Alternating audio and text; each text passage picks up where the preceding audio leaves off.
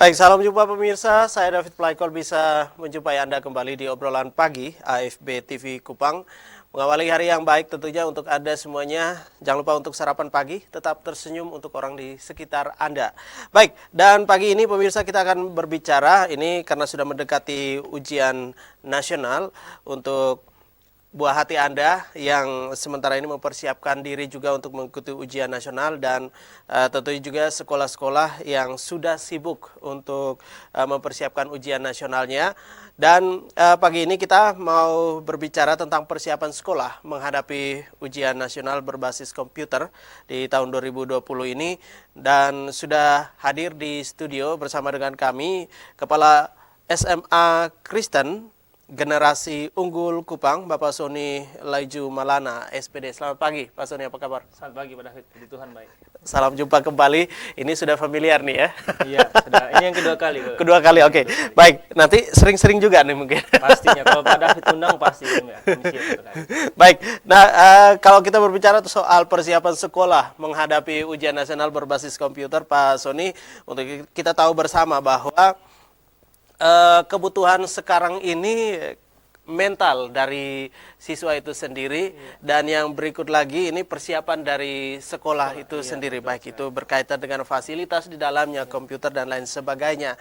Nah, sebelum kita masuk ke situ, apa kabar sekolah SMA Kristen Generasi Unggul Kupang? Puji Tuhan, sampai hari ini Generasi Unggul terus memberikan kontribusi yang baik, yang positif buat NTT, buat Kota Kupang, bahkan untuk Indonesia. Baik. Karena kami sekarang ini, Pak David, kami sudah memiliki kurang lebih 80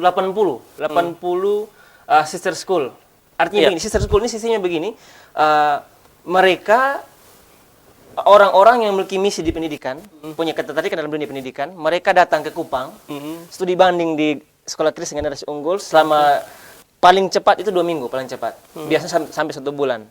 Nah, itu mereka belajar di situ bagaimana menerapkan konsep pendidikan karakter berdasarkan kebenaran Alkitab. Karena kami sekolah Kristen, fokus kami membangun karakter unggul itu berdasarkan kebenaran firman Tuhan. Jadi ada beberapa sekolah dan 2 tahun terakhir ini Yayasan Pendidikan Astra, Astra Internasional, bekerja sama dengan Generasi Unggul untuk membina sekolah di 2 kabupaten di NTT. Yang pertama Kabupaten Kupang, SD dan SMP, dan SMK. Kemudian di Kabupaten Rotendao itu SD, SMP, SMA, SMK.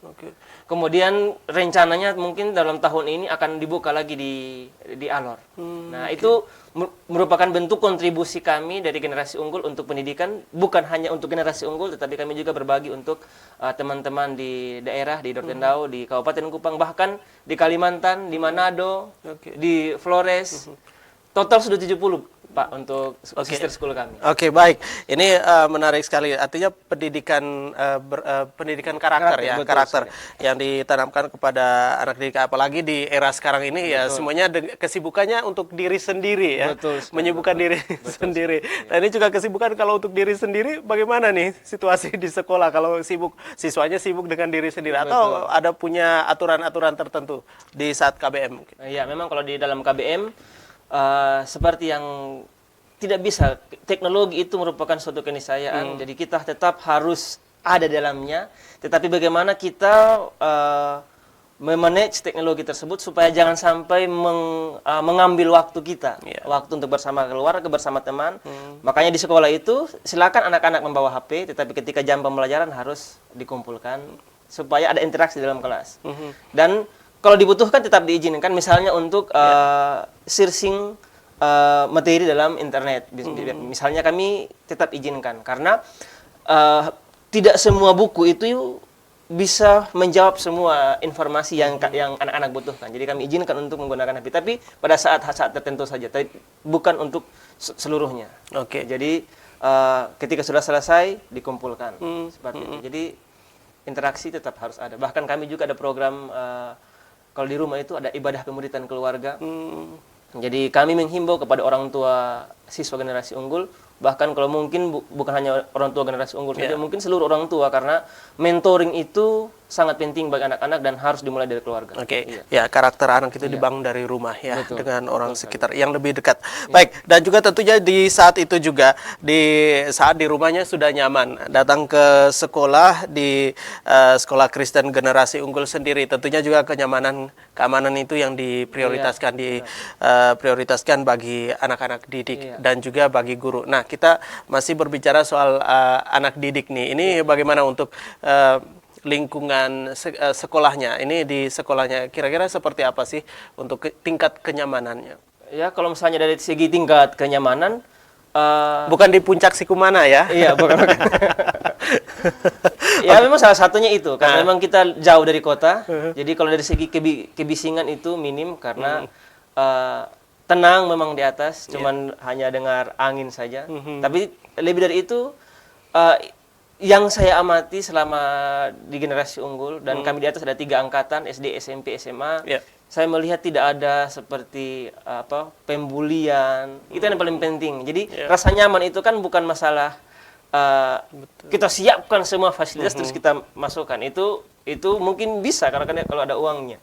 Tapi yang penting yang kami atur jaga adalah bagaimana anak itu merasa bahwa di sekolah merupakan second home-nya bagi mereka. Jadi mereka merasa seperti di rumah. Jadi interaksi antara siswa dengan siswa juga kami beritahu bagaimana interaksi yang benar. Kemudian antara siswa dengan guru dengan guru juga harus menjadi contoh teladan dalam berkomunikasi. Tidak boleh menggunakan kata-kata yang sifatnya pembulian atau merendahkan orang. Jadi seperti itu, Bapak. Oke, baik. Nah, karena ini sekarang ini kembali lagi soal karakter ya. Kita berbicara soal karakter itu sendiri, dan juga ini karakter dari sekolah generasi unggul Kristen, generasi unggul Kupang sendiri ini sudah mulai kelihatan nih ya. Pelan-pelan kita mau cari tahu juga. Dan bagaimana juga kalau kita melihat untuk guru-gurunya. Nah, ini guru-gurunya ya, kalau anak-anak untuk rombongan belajar sendiri, untuk SMA sendiri ini berapa? Kalau rombongan belajar kami ada 5 rombongan belajar. Ada 5 rombongan belajar, kelas 10 ada 2. Ada matematika ilmu alam dan ilmu-ilmu sosial. Total kelas 10 30, jadi 15 masing-masing rombelnya. Kemudian di kelas 11 itu 16 orang. Kemudian kelas 12 yang akan sebentar lagi ujian nasional itu 11 orang. Jadi memang jumlah kita total kami masih 53 sekarang jumlah total siswanya. Yang ujian nanti ada 11 orang. Jadi memang kami sudah dari awal sudah memberikan batasan bahwa dalam satu kelas itu maksimal 20 siswa. Karena itu berhubungan dengan bagaimana kami bisa mengontrol. Ya, karena dalam pemahaman kami bahwa sekolah itu bukan hanya sekedar transfer ilmu pengetahuan, karena kalau zaman dengan secanggih ini sekarang ini, itu anak bisa mendapatkan pengetahuan dari berbagai sumber. Bahkan guru kalau tidak update pengetahuan, bisa-bisa anak lebih cerdas dibandingkan gurunya. Oke. Seperti itu. Baik. Nah, dari 11 orang ini, mungkin juga kembali lagi bagaimana dengan guru. Nah, ini guru kembali lagi untuk persiapannya nih. Guru harus lebih kalau bisa lebih cepat 10-20 langkah daripada siswa yang tadi sudah disampaikan. Nah, ini untuk informasi yang dimana siswanya belum tahu, gurunya juga sudah harus tahu. Nah, ini untuk gambarannya seperti apa sih untuk guru-guru di SMA Kristen generasi unggul sendiri? Untuk guru, kami memang ada program rutin untuk training.